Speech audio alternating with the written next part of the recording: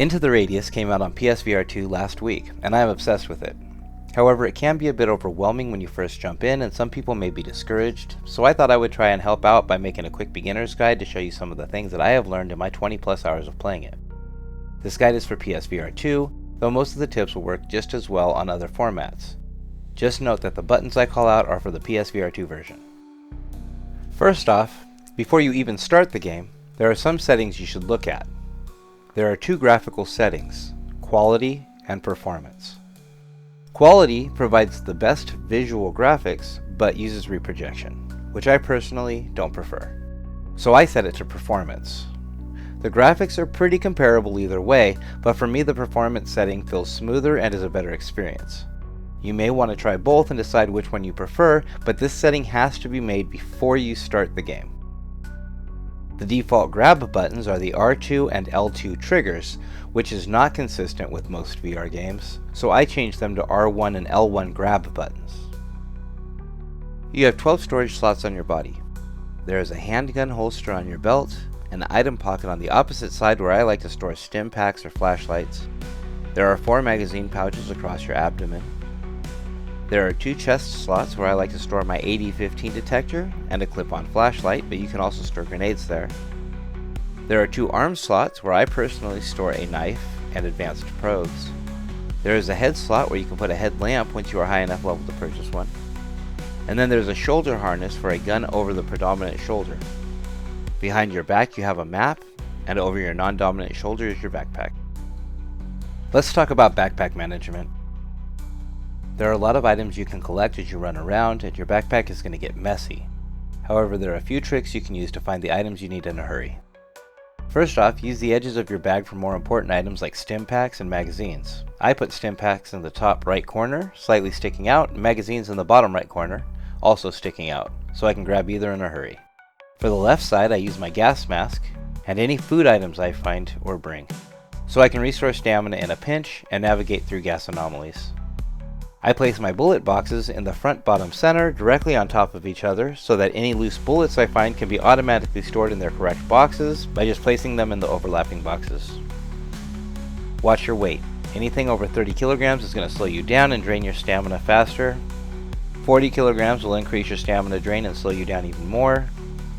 After 50 kilograms you can no longer run and will walk very slowly. There are many guns, types of ammo, and attachments that can be found or purchased in Into the Radius. If while holding a gun you hold the triangle for your right hand or the circle for the left hand, it will give you information about the gun and its condition. It will also tell you the ammo that gun uses. When buying ammo, there are a few choices. Full metal jacket rounds, or FMJs, are standard full damage ammo but don't do well against armored enemies.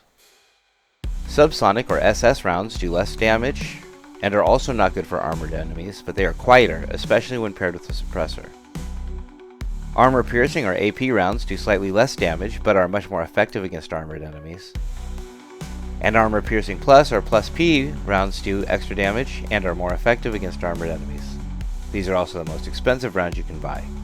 Some of these ammo choices are locked until you achieve higher levels in the game. You can add Rail B and Rail S and barrel mounts to your guns, and alter some of their stats here. You can also add a camo skin for free.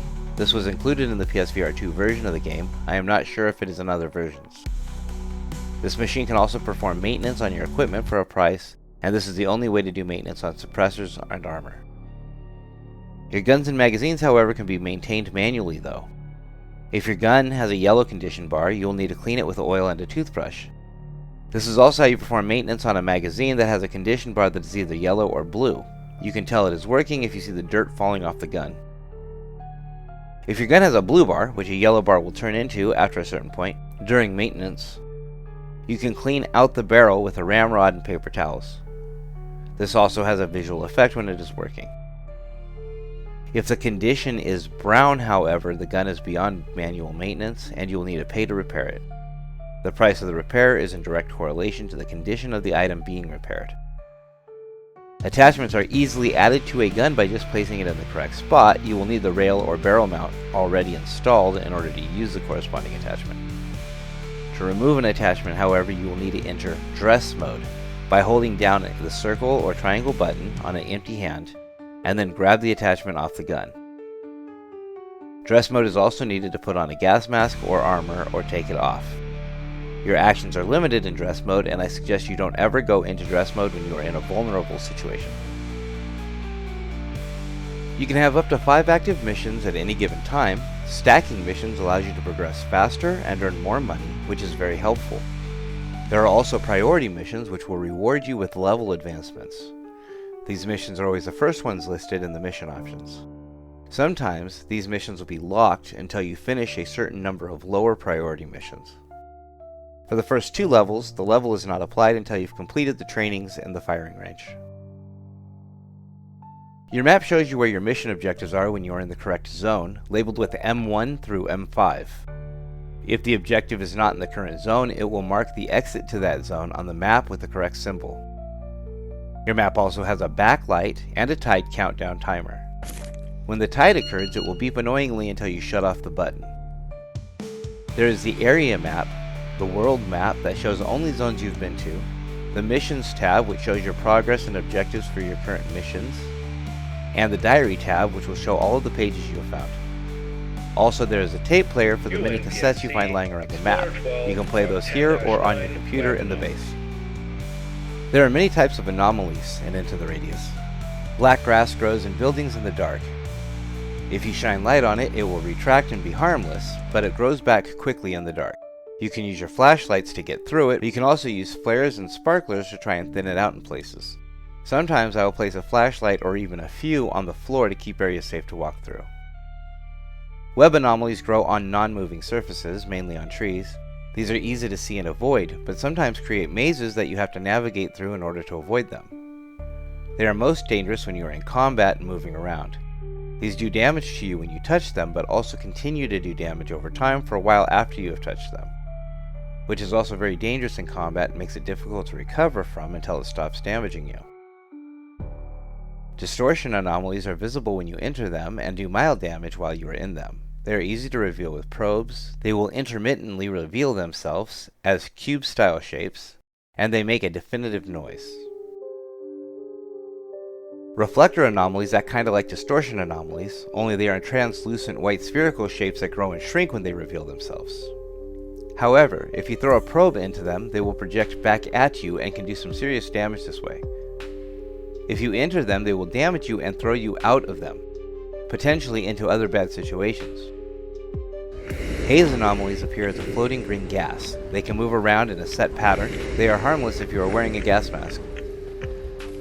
Shock anomalies are invisible but will sometimes reveal themselves with a small blue ball of electricity. If you enter one, it will shock you and make you drop anything you are carrying.